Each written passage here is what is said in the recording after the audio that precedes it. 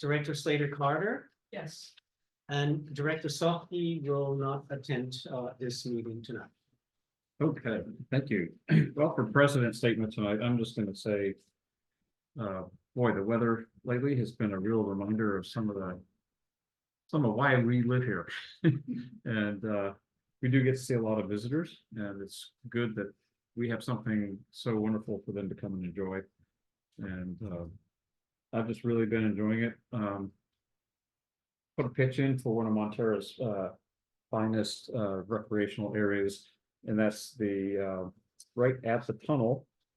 On either side is parking, and then in between on the old roadway is a walkable, it's the old roadway, but it's now a county park, and it is magnificent. And if you go out, you may see hawks and cormorants and mervs and lots of little songbirds and maybe even the peregrine falcons. And it's just stunning. And I've just really been enjoying it lately. The weather has made it exceptional. Even in the fog, it's still stunning. All right. Do we have any oral comments for items that are not on the agenda? I see, let me start with the audience. Let's go to Greg. Thanks, Scott. So I'm vice chair in the MCC, but I'm speaking in this matter purely as an individual. There are several things going on which concern me regarding, let's call it, legal interference or whatever with the future of the water district. One thing I've come to learn is that there's a $20 billion housing bond proposed by a subsidiary of the Metropolitan Transportation Committee, which will yield $19 billion in proceeds, but cost $48 billion in debt service and assess parcel taxes, and it's unclear exactly what, of $190,000 to $350,000 per million for over 30 years for homeowners. I don't know the effect on ADUs. The allocation to the San Mateo County would be much less than the taxes collected because the bigger counties are going to get more, and 20% of the proceeds will be held by the Bay Area Housing Finance Authority.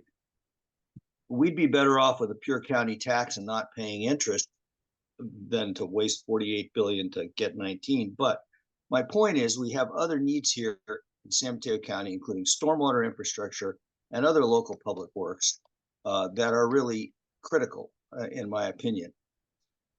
At the same time that this is going to be on the ballot in the fall, it looks like, there are other bills, including the Skinner bill, I think it was 1210, to limit connection and impact fees. I believe there are others, and I believe that the infrastructure and public works in our nation, especially in this county, is in trouble. You all know how I feel about the need for connection fees that are proportional to the asset foundation that people are using. And then I was informed today about a next door complaint from a fellow who says that the MWSD ADU connection fees are outrageous, and he went on a long tirade. I cannot respond to that guy because another member of the MCC has commented on that social media post, so I'm prevented from engaging in a dialogue.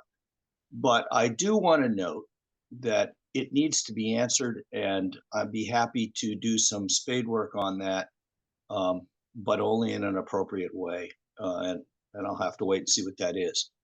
I think big picture, we are going to need a coordinated research and lobbying effort to explain the fiscal sustainability issues of public works, MWSD included.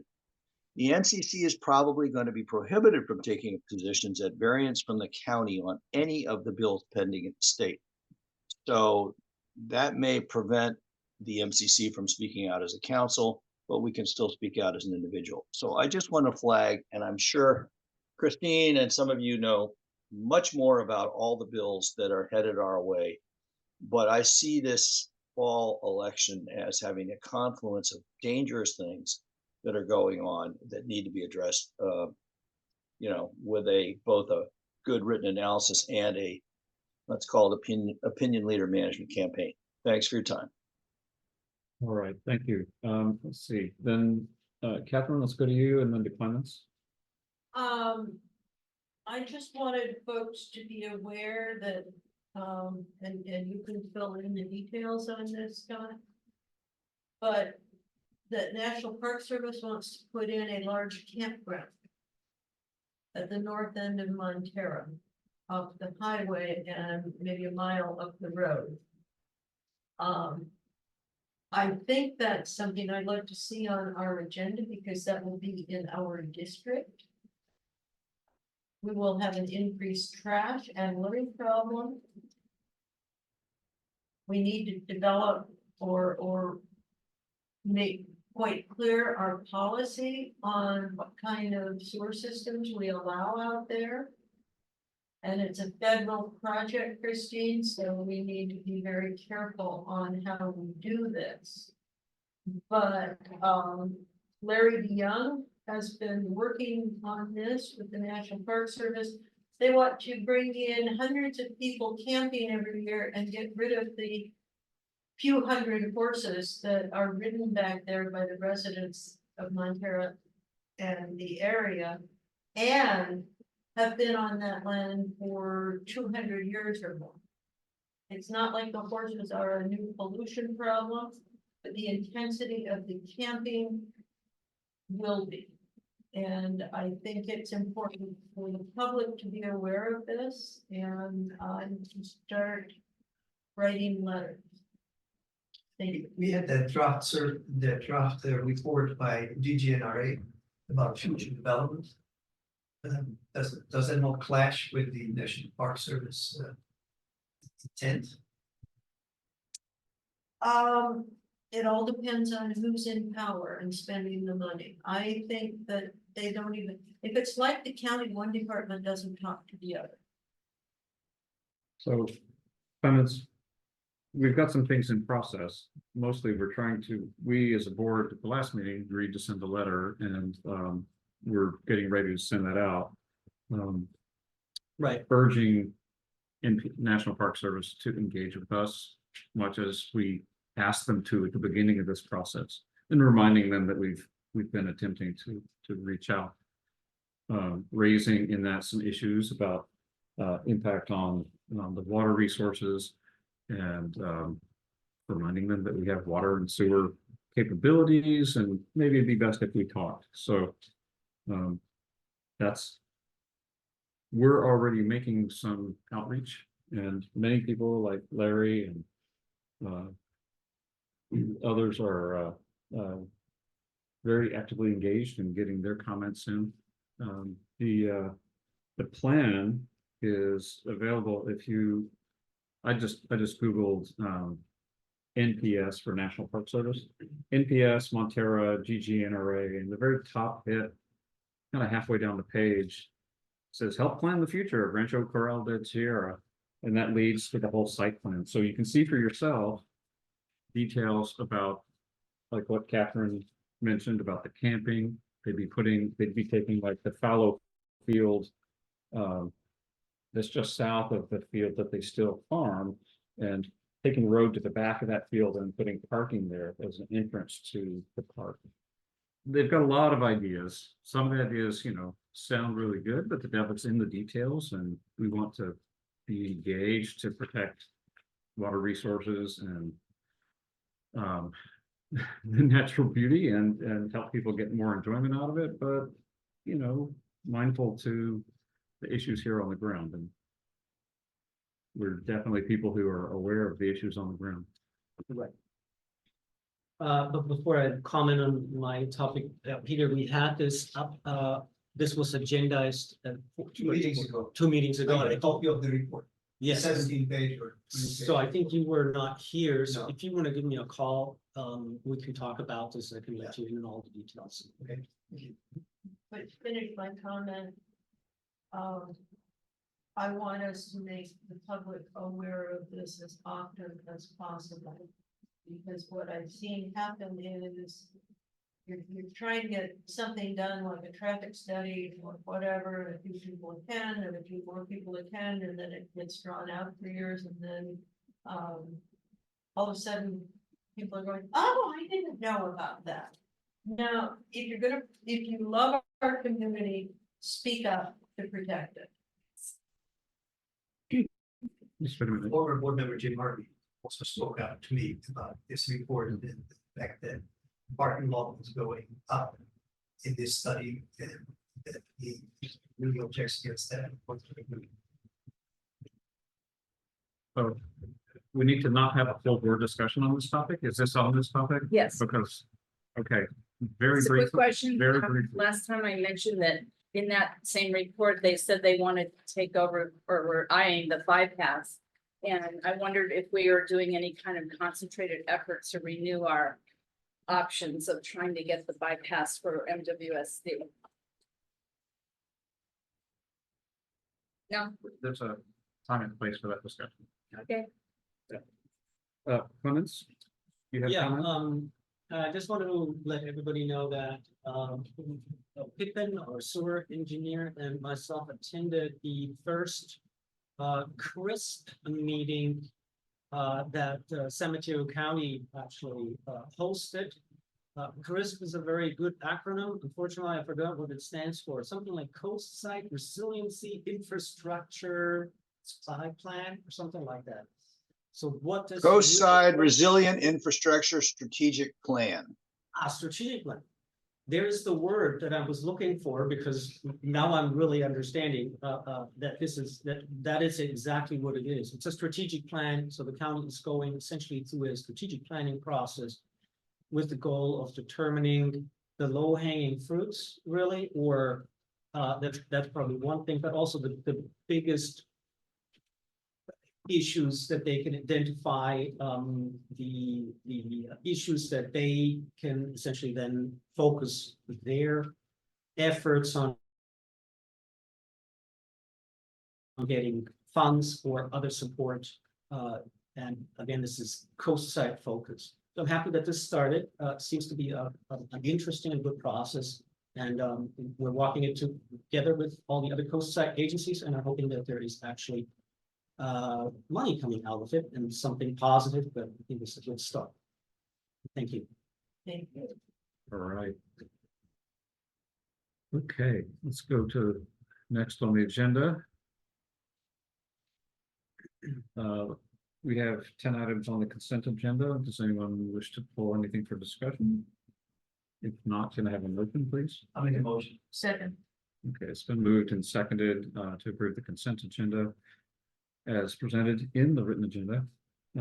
All in favor? Aye. Any opposed? The motion passes unanimously.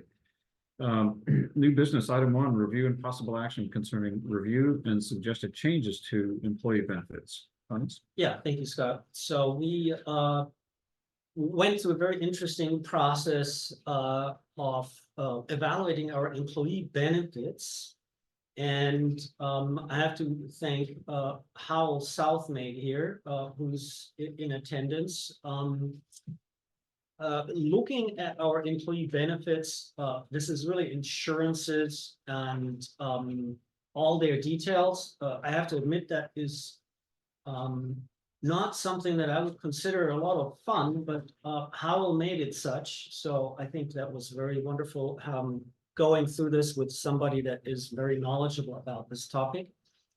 The very good news here is that we're generally in really good shape. The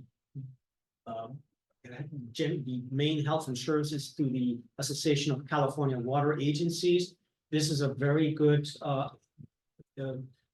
industry-specific insurance pool.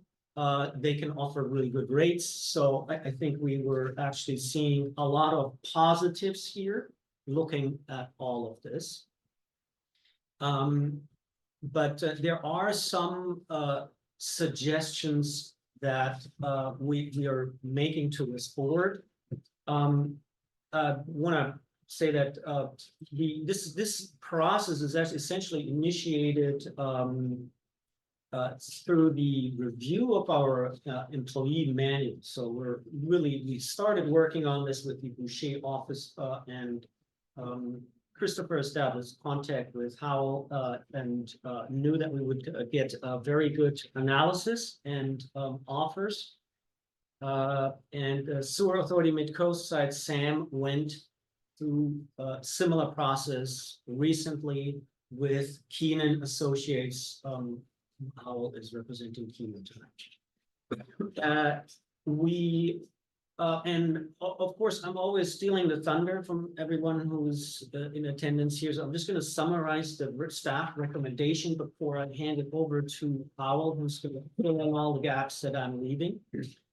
One of the gaps I have to fill first, I have to thank Tracy for also helping quite a bit with this analysis and looking at our documents and making phone calls, etc. So thank you, Tracy and Hal, for all of this.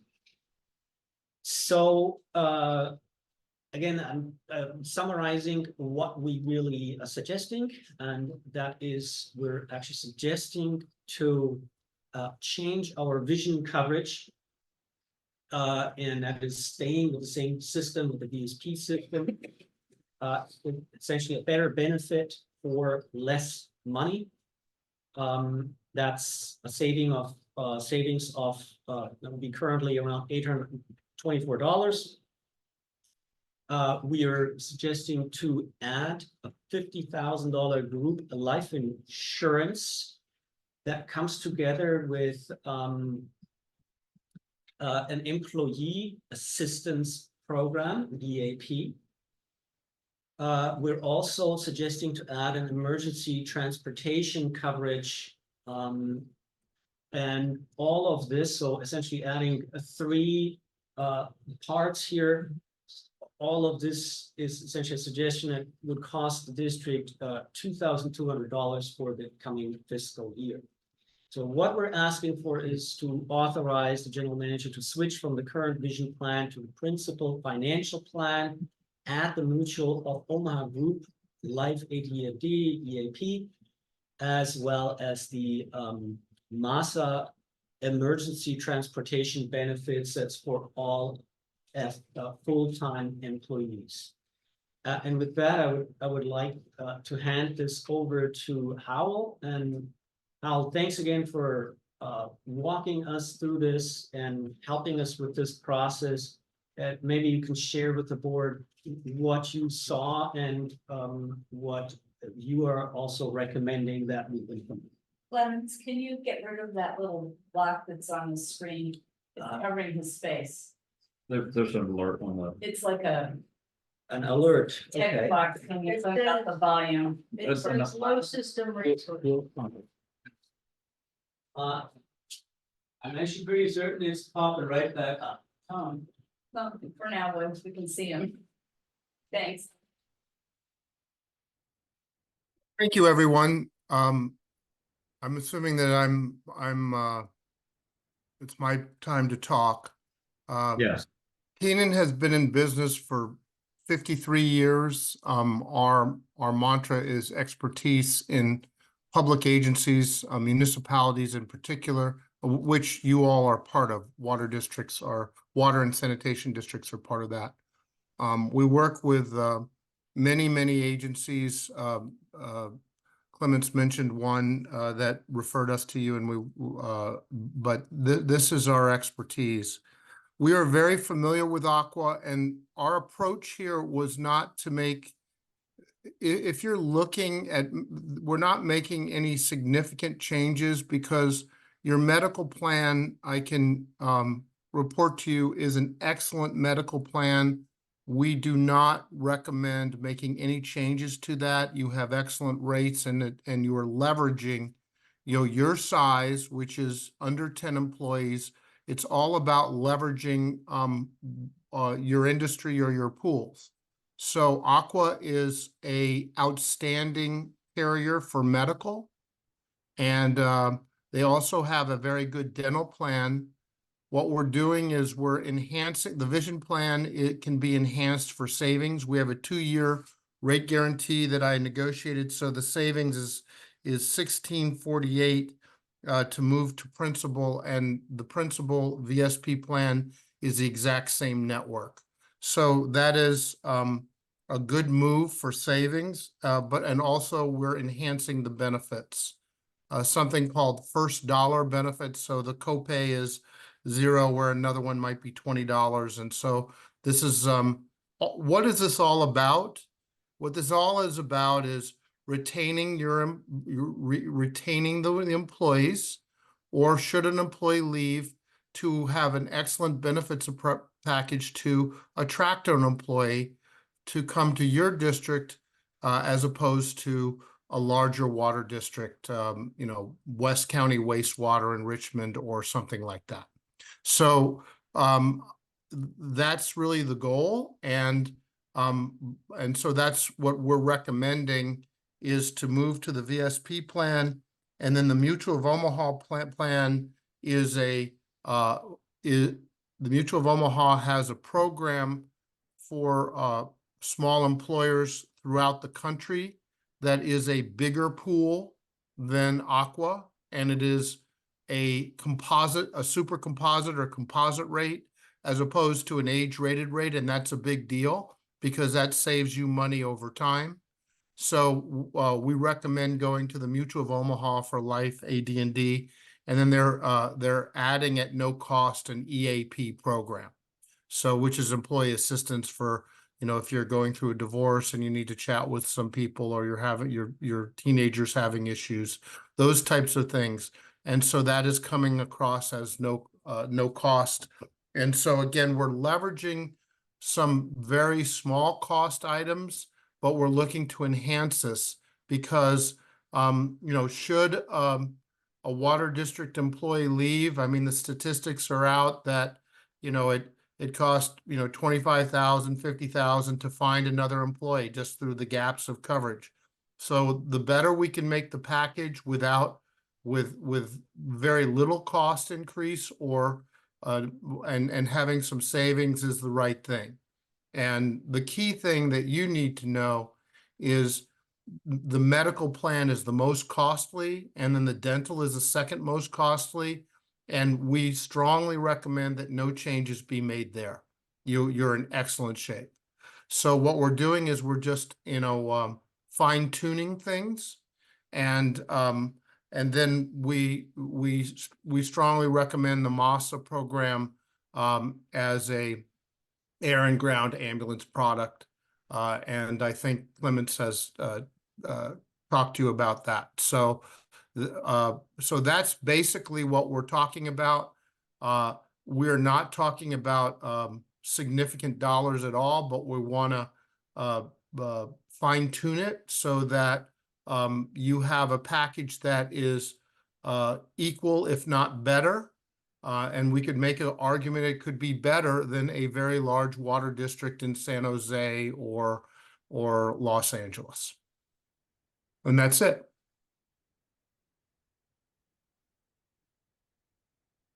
Okay. Catherine? I'm extremely happy to see the medical transport component of this. Given the crazy drivers that we've been having, and the blockages on highways, everyone should try and figure out how to get that personally, but in my opinion, our crew is essential services here. And it's very, very important that we take care of them. There is some risk sometimes to what they're doing. But like I say, the biggest risk is the traffic that gets stopped on 92 weekends and Highway 1 weekends in particular. And I've been paying attention to this for some years, and I always thought it wasn't particularly important, but I have observed the need for it as an ever-growing action of importance for this board to take. Sid? Is this plan something the employees pay out of pocket, or they just get a better deal on their co-pays, or is the ratepayers paying for it? So what we're suggesting here is it's a $2,200 impact to the district. Okay, so this is ratepayer money. To add all of this for that would be for the next fiscal year, these costs. Does that answer the question? Yes, thanks. Okay, do we have any other questions? To make a motion that we accept this package. I will second that. So this is a motion to authorize the general manager to switch to the proposed to benefit all 8 full-time employees. Before we vote, Pippin has his hand up. I don't know if it's on this subject or something else. No, that's the cursor on the screen. Oh, it is, okay, thank you. But thank you. Okay, so this is a motion to authorize the general manager. All in favor? Aye. Any opposed? Okay, the motion carries, and thank you, Clemens. Thank you, staff. Thank you, Hal.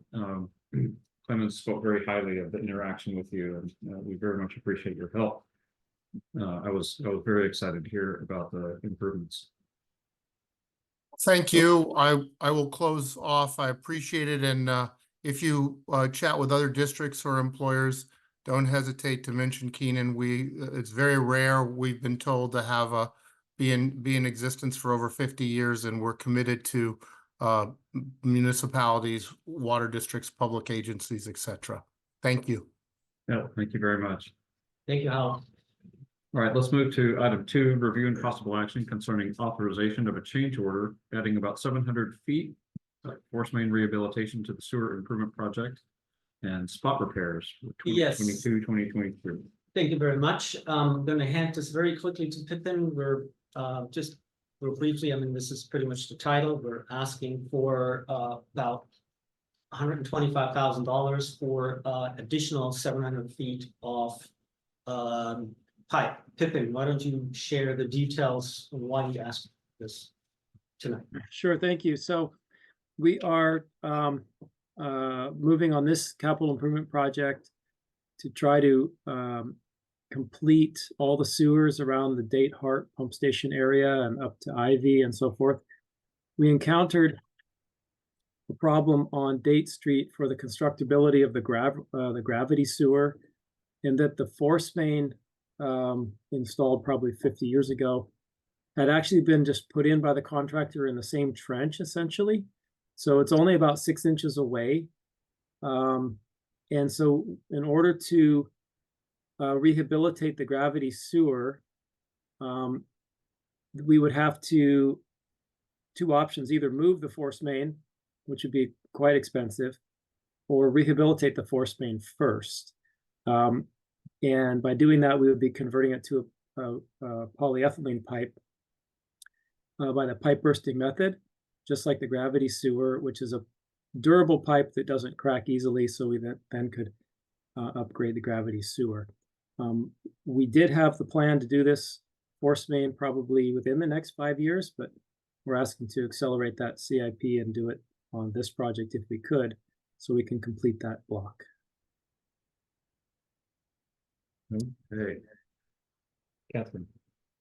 I will say that $1 spent now is $10 saved in the future. I think this is a great plan. Sid? Pippin, this is maybe not off the subject, but there's a lot of pipe being laid down on Airport Street right now. It's just lying on the side of the road. Is that our project or somebody else? So that's part of our project. Where the contractor is currently in Moss Beach, working around Park and in that little neighborhood there as you go out towards the distillery. For water or sewer? It's sewer. It's all the same sewer project. They moved down there because we had to pull them off this pipeline so we could give you guys an opportunity to hear it at this meeting. Thank you. Well, thank you for raising it to our attention. This is not unusual at all to learn something when we go out to do the work and see an opportunity to get a little more bang for the buck. So terrific. Thank you very much. So the recommendation here is again to authorize the general manager to authorize the change order. This is not to exceed $125,000 to Hardeman Construction. So moved. Second move in a second, Catherine and Peter, all in favor? Aye. Aye. Any opposed? Okay, the motion carries. The funds are authorized. Thank you, guys. All right, item 3, review and possible action concerning refund policy for water leaks. Yeah, thanks, Scott. So we have a policy in place that allows anyone who experiences a water leak or other excess usage through whatever that could be. This is like a one-time usage situation. We have a policy that essentially allows us to adjust water bill. And the current policy essentially is reducing the higher tier 3 and tier 4 rates to tier 2 rates. So the customer still has to pay for the water that went through the water meter that was served to the premises, but not at the higher rates to avoid very high water bills through leak situations. And this policy is now 12 years old, I believe. That's been serving us well. So we've used it in the past way more than a decade very well, and have had actually some good experiences with it. However, in the recent years, our rates have significantly changed. We have added so rates went up quite a bit, and that does not impact, by the way, our sewer refund policy. We have one also on the sewer side that looks, of course, different because the billing on the sewer side is different. So we don't experience this issue on the sewer side, but on the water side, because it is directly tied to the rates and tied to tier 2 rate, that now is also rather expensive. We don't see we see about a reduction of 50%, and of course it depends on how much water is utilized, etc. But for, let's say, a $5,000 water bill that is due to a leak, that's a significant water bill, we see about a 50% reduction, and that is not good enough for a situation that anyone can get into. We have seen significantly higher damages. We've seen it in the $10,000. So that can happen very quickly. We understand there's always a responsibility from the customer, but we also understand that this is really something that can happen to anyone. So what we are looking to do is to make this policy a little bit more effective and essentially allow the issuance of refunds based on a tier 1 calculation. So the way this looks like is we are establishing the average usage for this premise through prior bills. We know what this customer usually uses during that time period. And we establish that as the baseline that is paid as under normal rates, and everything above that is the excess usage. And that excess usage, we suggest, should be paid by the customer at tier 1 rates versus tier 2 rates.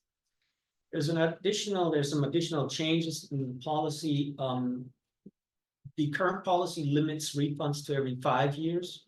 Also, we think that is in the current circumstances not good enough. We suggest to lower that down to 3 years. To offset this, there is currently a 5 HCF limit, meaning that the damage to the customer has to be at least 5 HCF before the customer can apply for a refund. Now, if we're lowering this, the financial threshold, we should up actually that threshold. So we're suggesting to say that there should be at least a damage of 7 HCF. So that is a material damage of around $100. So we're basically saying there is a question about around a water bill that is elevated around $100 or more is what our staff then should take a look at and consider and work with.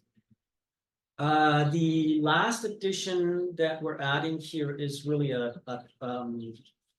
it's a time limit of 120 days after the excess water bill was issued. So we added some language to that effect, and that is simply because some customers are on auto pay, and it takes them some time to understand that there is a leak. We of course also notify customers if there is a situation that we're aware of. So to summarize, we would like the board to review and adopt the June 6, 2024 draft guidelines for review of water bill refund requests. So moved.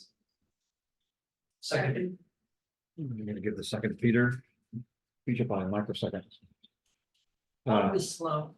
I appreciate the attentiveness to how it's been going and the willingness to consider fine tuning as we go. Peter? I would like to say though, the customers, our customers should know where to call to report a leak, so as to stop the leak as soon as possible. And I think we should bring that out in our next newsletter, or I suggest that we bring it out again in our next newsletter, because so many people do not know what number to call. I agree with that, and I also, I'm wondering, do we have some kind of automatic meter reader here that would alert staff if there was a major leak? So yes, but first of all, these systems are always limited in what they can do. Yeah. So there are leak scenarios that can be undetected even with this system in place, or the other way around. The system can detect a leak that is not a leak. I will say that no good deed goes unpunished, and I don't want somebody to blame our system because they didn't call. So I'm very comfortable with what you're saying, and I think this is a good policy. It's time to update it. Right, and I think we need to, I think we gotta be clear on that there's, I think Peter is talking really about two topics. Because there is leaks that are visible out in the street, and people have to understand which number to call, meaning they have to call us, they have to notify us, somebody has to, Yes. our staff has to be alerted to this leak somehow. So the easiest is to call the water district, and that's the number that we have to get out over and over again. Of course, if there is a leak on the premises, you can call us as well. What we're going to do is we're going to recommend to call a plumber. And now, as a public agency, we would not be recommending plumbers in a newsletter or similar. So I think we're talking about really here making the leaks that are on our end and visible. We depend on customer for notification of those. Maybe we should put up a big poster in the post office. Most people go there. Let's go to Sid. She had her hand Oh, up. sorry. That's right. I think what Peter was maybe referring to is like does MWSD have the ability to detect over usage or an odd spike in our meter usage of water? And I think I've gotten those leak detection or suggestion to go check your plumbing in the past, but since we've had a couple issues with dead meters that we're in the process of replacing, is that something that would deter us from contacting a homeowner and saying, hey, you noticed a big spike in your water use? I'm going back to, we have a system that has capabilities, but those are never accurate or cannot, or there's always an error possible, okay? which means, so the responsibility for leaks are, for leaks on the customer side are with the customer. We can do our best to notify customers, but it is not our responsibility, or customers should not rely on the system. So what I'm advocating against here is to rely on the system. It is not reliable. We can issue notices, but it is not up to the water district to detect water leaks on private premises. That is the homeowner's Well, I was just, responsibility. I thought it was a really nice thing when I got one of those letters, because I had no idea there Right. was it was a heads up letter. Yes, if we can do that, I we know. are happy to do that, Okay. absolutely. Okay, Great. Greg, Yeah, I want to explore what Catherine was starting to say, and I would swear I heard in the last few weeks of a water district that would turn off water if a meter was running continuously for some period of time. And I just want to punctuate that, as best I can tell, we have a fair number of short-term rental and rental properties here, where the owner's not even necessarily living in the house, but certainly is often vacating it for periods of time. And I understand the idea of protecting a ratepayer from something, tragic, uneventful, but can't we detect when our water is running continuously? And does the district have the authority to, after trying to contact the customer, turn off their meter? So the protections for homeowners are one thing. The protections for renters who are absentee, I don't know. I have a little bit of a problem with the ratepayers subsidizing for-profit people who are mismanaging their water consumption. So the question is, can we turn off the water? Can we see it? And I know about the letters, but it would seem to me that a phone call, a text, and an email would be far preferable to a letter. And I don't know what the burden on the district is of trying to do that, but I would just advocate for something more, what do you want to call it, timely? Thanks. so could I ask Clemens, could you bring us up to date on what the policy is when staff is reading meters? Right, sure. So first of all, I'm going to disagree with the electronic version being timely. A door tag is the most timely and best notification available, and that is what's used. Second is, no, we cannot turn water off unless there is property damage that we need to prevent. So public health and safety, no, we cannot turn the water off. I believe those were your questions. Okay, let's go to Lisa. Oh, thanks. I couldn't find the raise hand feature. So my question is, as you might guess, this won't provide this opportunity for residents of Pillar Ridge. Lisa, can you repeat the question? I'm sorry, I did not hear it properly. The leak remedy will not apply to Pillar Ridge. It has not applied to us in the past, and I don't see that this will apply to it now. And I guess this mostly is aggravated by the rate tiers. Not that I'm against rate tiers, but and I was pleased to see recently that you updated your tier system for apartment dwellers so that they could they wouldn't be forced to pay the higher rate. Right. But in this case, of course, the leak penalty, whatever, with the rate tiers is, as you can, it's pretty rough. And I did have a situation where the water softener was malfunctioning and backwashing to drain. So there was no obvious leak or anything, you know what I mean? And but like I say, we have been told here at Pillar Ridge that individuals can't apply for this, that it's the whole park that has to apply for this. Well, that's just not workable. 229. So I just wondered if our situation has been considered at all here. So Lisa, you are a customer of the Pillar Ridge water system. You're paying the Pillar Ridge water system bill. So Pillar Ridge is essentially, the Pillar Ridge water system is essentially getting the water from Montara Water and Sanitary District, but the billing is completely out of our hands.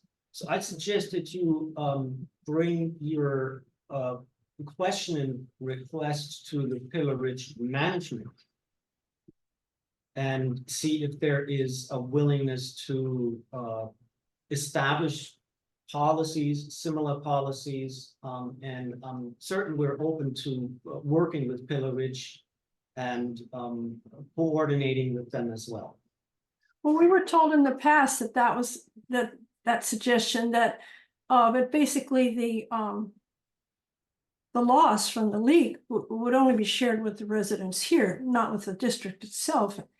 And of course, I'm completely clear on how we are billed and sub-billed, and that management pays for the distribution and the sub-billing and all that, and has all this detail. But so in other words, the district will not supply this benefit, share this loss with the district at large. We are only able to suggest that the other homeowners at Pillar Ridge.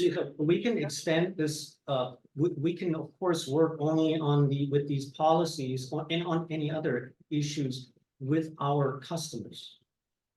So there is, that's really an issue here. That's why I encourage you again, approach the Pillar Ridge management and see if they're willing to work with us. I'm certain there's a dialogue that can be had, but you are not a Montara Water and Sanitary District customer. You're a Pillar Ridge water system customer, and so Pillar Ridge is our customer. So Pillar Ridge can apply for refund, and how this is going to look like, we've never had that.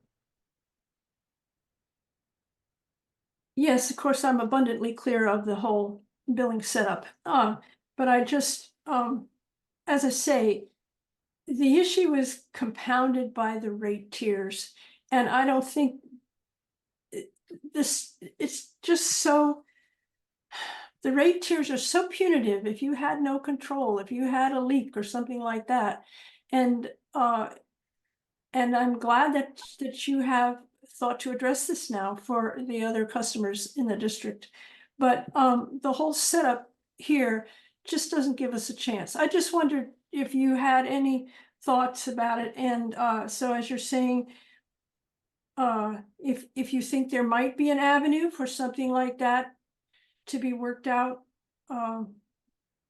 with, within our sub-billing and working with you, then I will pass that along to management. But if this is just a dead end, then I won't bother. Can I ask Lisa a question? Yes, go ahead.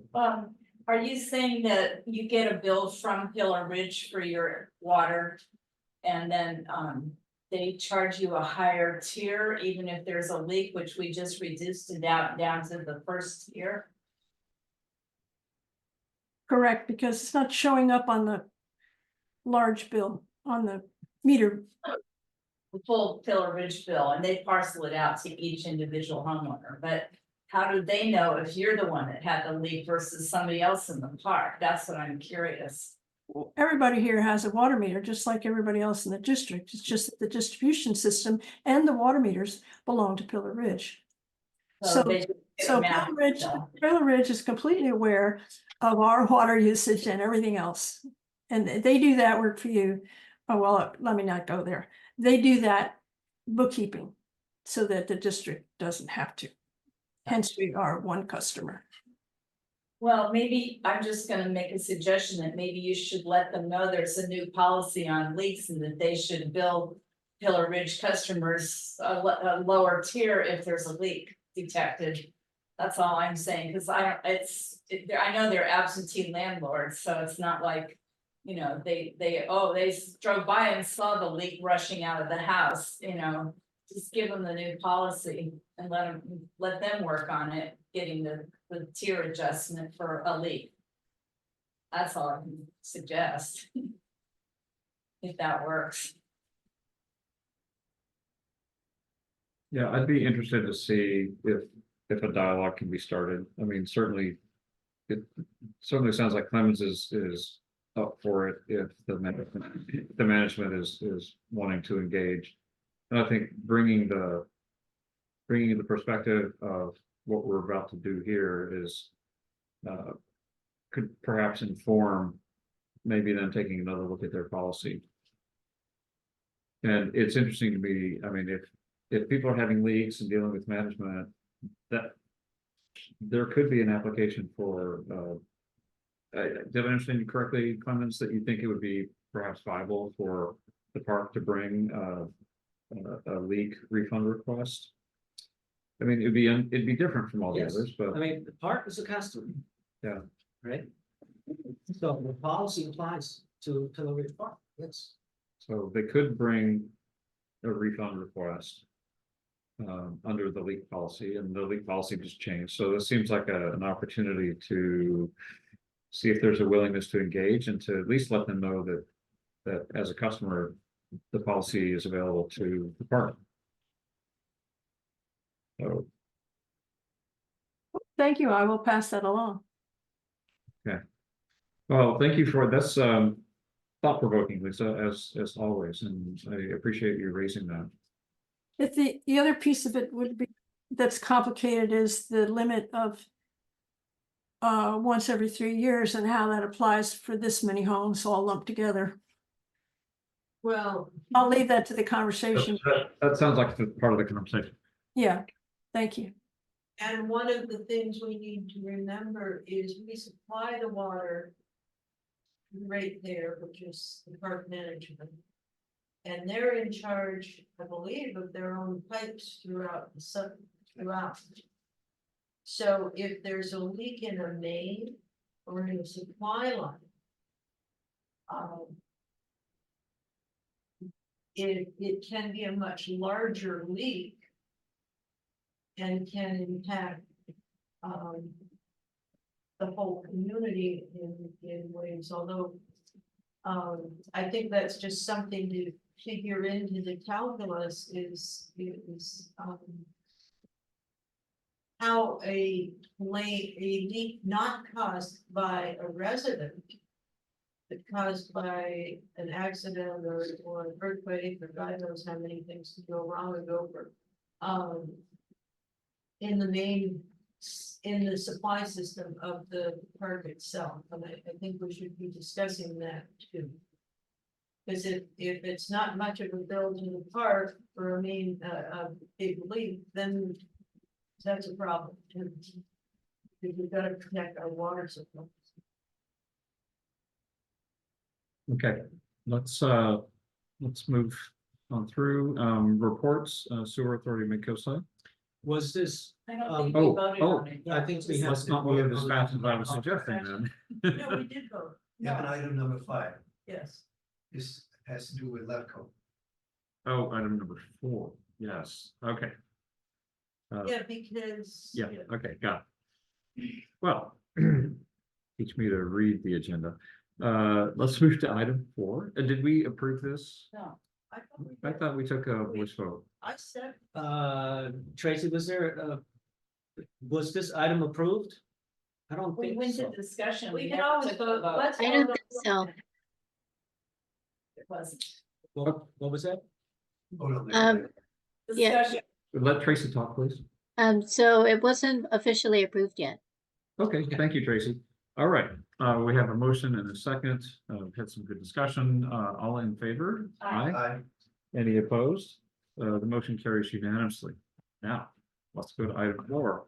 Review and possible action concerning local agency formation commission special district member. Yeah, thank you. So LAFCO has 2 positions for the independent special district. They're alternating positions. One position is currently held by Chris Michelson of Coast County Water District, and he held that, and that term ended in May. The other position is held by San Mateo County Harbor District Board Member Virginia Chankirali. And so now the position that Chris Michelson held is open. And LAFCO is asking for nominations for the alternate member. And they can be submitted by June 17th. And we have a request from Director Slater Carter to essentially pass a letter tonight nominating her as candidate for the alternate special district representative to San Mateo County LAFCO. We prepared a letter for this for board president and our treasurer's signature. Actually, it's our in this case, Peter would act as our secretary and treasurer. Because we don't want Catherine to sign this document. It would look self-service. So a little bit. So we prepared a letter and for LAFCO and are asking to authorize the board president and the treasurer to sign this letter. Thank you.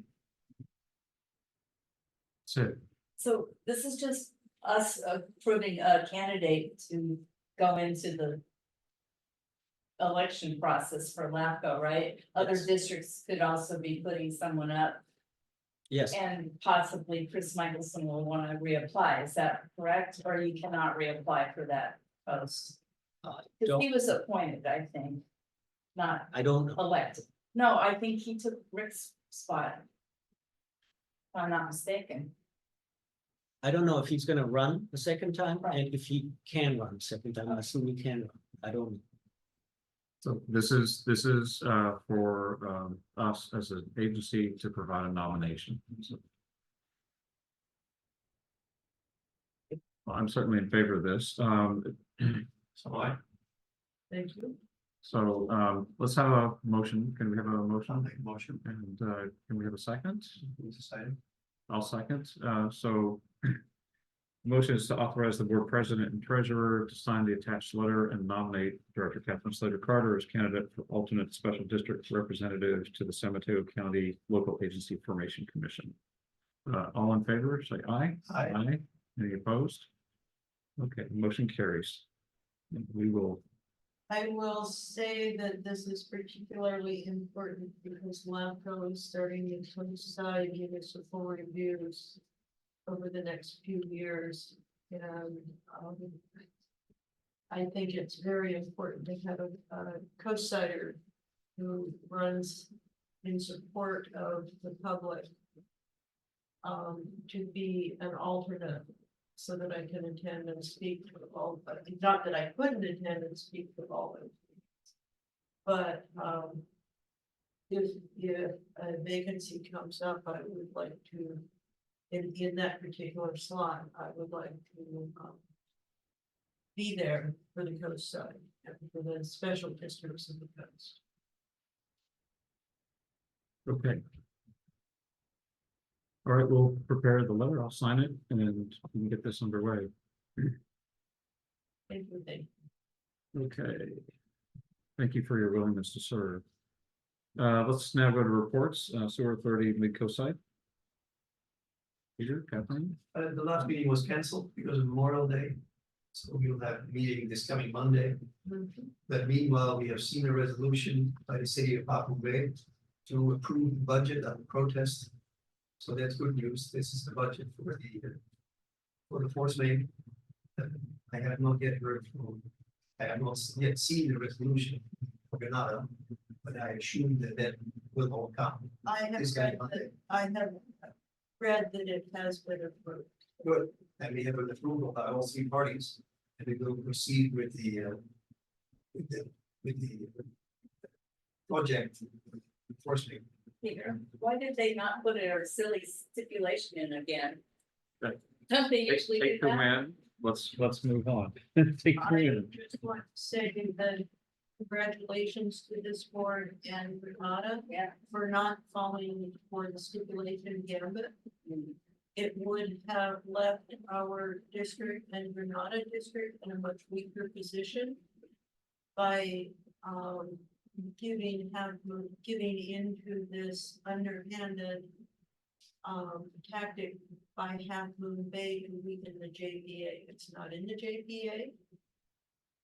And the one we did agree to many years ago was a very short term. And we don't want to make it a habit of amending the JPA without going through the full public hearing process. Nevertheless, I'm grateful for the support by the city council to vote for this item on the protest because it was pending and we were not going anywhere. But now we are, and I'm grateful for that. Yes. Yeah, and I'd like to congratulate everyone involved, all three agencies, and Sam, Keishan's leadership there as well, and for arriving at a solution. Sometimes it looks impossible, and I'm grateful that we have one this year. Okay, do we have anything for the Mid-Coast Community Council? Yes, I have a few things, Scott. There's discussion of a remodel to the Moss Beach Fire Station. You may be aware of it, and the construction of a temporary fire station in a new location. The council had a discussion. If I could typify the comments, it was something like, why don't you just move the station instead of building a temporary one and then going back? There's concerns about the congestion and with the Cypress Point development, the emergencies, people getting in and out of the Moss Beach Fire Station where it is. I am not part of the working group on this, but there's going to be a letter presented and discussed at the upcoming meeting. There's also going to be a letter regarding the Burnham Strip Granada Community Services District proposal for a recreation area and various other things. There's a team of people reviewing the neg deck right now. Again, I don't know what's going to be in that letter. I think you all know we have some concerns about Surfers Beach parking. And interestingly, there's a proposal for the El Granada Fire Station to build a trail on some property there, which could also be used for parking. So I don't know where that's going to go, but we just found out about a couple days ago and have to comment by the 18th of June. So we only have one more meeting to discuss it. Next topic is healthcare on the coast. You may be aware that Claire Toutant and several others from Half Moon Bay have been working on trying to define the needs for healthcare. The sense of the discussion so far seems to be that we want an urgent care facility as opposed to the more expensive emergency room. There was a bit of a controversy when the people from Seton presented what they were doing. I won't go into the details other than to say that Ray Mueller is doing negotiations with Seton on what can be done and should be done at the current facility, which has been closed for some time for damage repairs and remodels.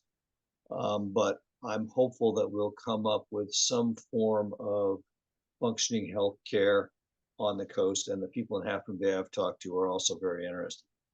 The MCC had a discussion of evacuation on the mid-coast. There was a drill and a new website and some other details presented. They're on the mid-coast website, so I won't go into the details. And then one other thing that happened was the Park Service was using an air curtain burner, if I have the term right, to combust logs in Quarry Park. It was found to be flaring flames up several feet at night. And this is, of course, near the eucalyptus forest in Quarry Park. When Parks was notified, they changed the procedures they're following, the hours they're operating, the presence of staff, and several other things. I have not heard of a problem since then, but this is the first time the county is apparently using an air curtain burner. which had some advantages in terms of saving transportation costs of the logs and having them burn elsewhere. At any rate, I believe that problem's resolved, but if anybody has any concerns about that, please bring them to my attention or to the council as a whole. That's it for me. Any questions? For Seton, do they have an estimated reopen date? I'm not going to be able to be specific. Yes, they do. The concern was that their reopening date might be after the contractual provision date, which requires them to keep healthcare in this facility. The concern was they're using the remodels to extend the closure, and then by the time they'd be ready to reopen, they wouldn't be required to have healthcare there. I don't know where that's all going, but Ray Mueller's definitely on top of it. Is that clear what I just said? Yeah. Absolutely not. And, but I appreciate that you said it. So for the time being, in case of emergency, it's call 911 and wait for an ambulance or the fire department, or get yourself up to Seton in Daly City. Right. In Daly City, you have to leave. You leave our area. What? Just to clarify what I was saying, the county put several $1 million, I think 3, into Seton to preserve a facility of healthcare on the coast. And in the Right. course of doing that, a contract was signed, which required them to maintain a presence for a period of 5 years. Okay. Then the storms hit, problems, site became non-functional. And so the problem is, if we go outside that 5-year window, are they now required to continue to maintain it? And of course, my understanding is Ray feels quite strongly, since the county put the money in to keep that facility open, they have to honor their commitment to providing healthcare on the coast. Is that clear? Yeah, no, I understand. And I hope that Ray's successful in essentially tolling that time period so that their downtime doesn't count as part of the commitment.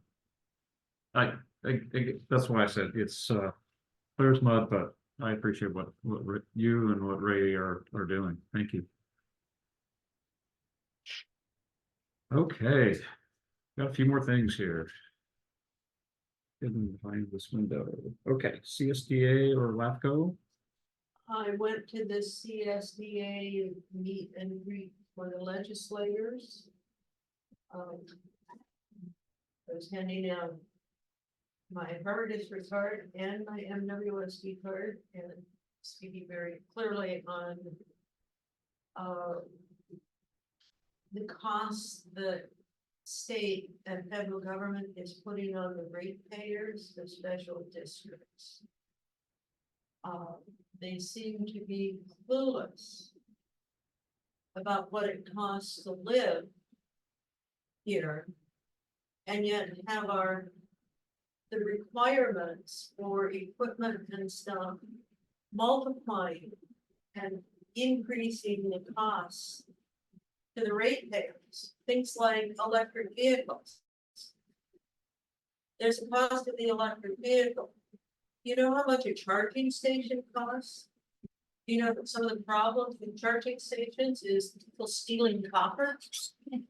And you've got to keep these things all functioning, keep others happy. So it was well received, and I look forward to talking to these folks about it more. Mostly the staff who we're talking to are young and are totally clueless about what these requirements and bureaucratic requirements are costing the ratepayers. And that's a serious issue, particularly for low income and for seniors. But it was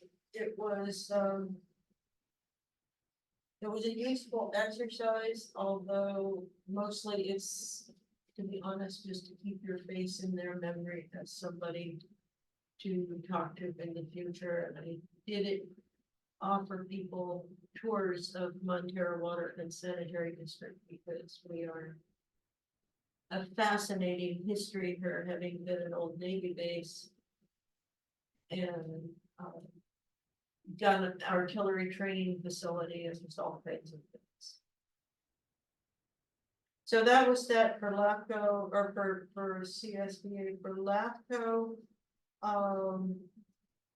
There were public hearings on Broadmoor and on the MSR Municipal Service Review for San Bruno. And adoption of a final work program and LAFCO budget and consideration of resolution authorizing an agreement with the County of San Mateo Staffing Legal Counsel and same old routine for the San Mateo County to help keep LAFCO funded and operational. The next meeting for LAFCO will be in July. Okay, thank you. Christine, anything for the attorney's report?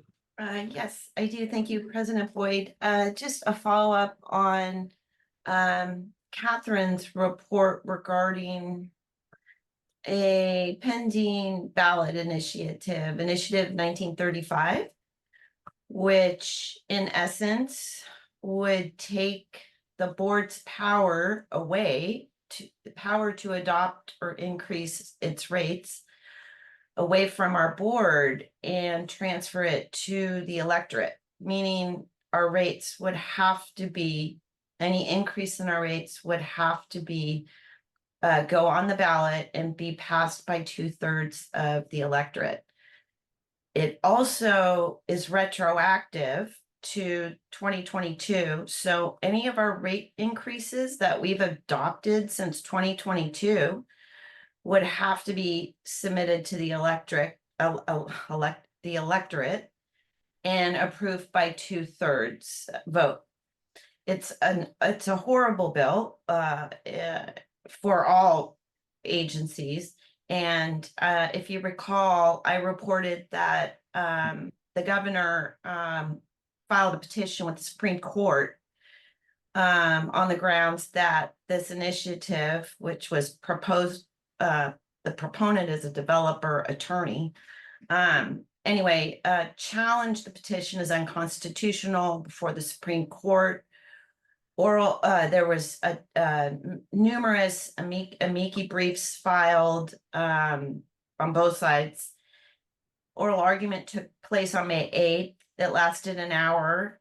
If you're interested in some of the arguments, it's easy to find online, either the video or a summary of the arguments that were made and some of the questions that were asked by the justices, which sometimes can give you a clue, as we know, about where a court might go in a decision. In any event, because the measure has to be certified on the ballot, I think by July, the Supreme Court's decision will be issued by the end of the month, this month, June. It can either revise the initiative, it can prohibit it from being placed on the ballot, which would be the victory we would want. I think there's one other remedy, but I don't recall. But in any event, it's a major bill or initiative that will affect us, and I will report on the outcome probably in writing before our next meeting. No, we may not have the decision before our next meeting. Anyway, I will keep you updated. It's very important topic. All right, thank you, Christine. Can I ask her a question? Sure. Was that the California Supreme Court or the federal? California. And then I don't know if you were mumbling or if I just couldn't hear you because there's a fan going here in the room. But what was the reason the governor sent it to the Supreme Court? I didn't quite hear that. The legal grounds are that it's unconstitutional. That I'm sorry, I'm drawing a blank on the arguments, but it's taking power away. It's unconstitutionally taking power away from local governments' power to raise taxes. Our rates aren't technically taxes. This bill or this initiative would reclassify our rates as taxes and thereby bringing it under the general constitutional law that requires that the electorate approve taxes like general taxes, for example. And so that's sort of how the proponents are getting the bill in under that process. I'm sorry, I just don't have the technical legal arguments at my fingertips to explain them, but I just didn't hear what you said. but oh, what you okay, unconstitutional. Okay, and then, basically, if the Supreme Court decides to allow it to be on the ballot, then most likely the ratepayers that are voters will probably want to pass it. I'm guessing, just I'm- because. yeah. they- I'm guessing the they're gonna same. pay it. I So, agree. Okay, one more strategy. Catherine? I believe one of the options that is being proposed to the state Supreme Court is that this initiative has to pass by the same 2/3 margin that it's requiring for new rates and fees. Because under the current law, it only has to get 50% plus 1. Which is the current mandate for rates and fees challenged, or revoked. So I believe it would be a good thing for this to at least have to pass with 2/3.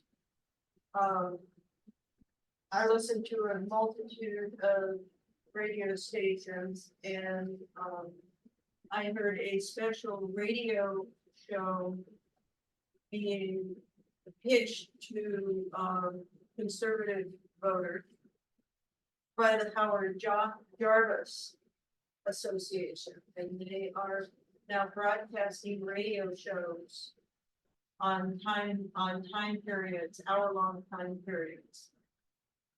I was pretty shocked. Because they're talking about the old Howard Jarvis and their propositions. And they're also just preaching to the least educated of the voters. Yeah, I didn't have any trouble Googling to read about the arguments in front of the Supreme Court, and so I think it's some pretty interesting reading. I'm not going to try to summarize. There's a lot of back and forth. Let's go to any director's reports. General manager's report. Nothing in addition to the written. I have a question about it. Okay. On the part under repairs and leaks on 4/22/24, it said there was a leak coming from the Moss Beach Park on Virginia. Found state parks irrigation system to be at fault, shut off meter until they could repair it, but that's actually the county park, so I wonder if they contacted county. 4/22 is no activity. It's not on there, There's not a date.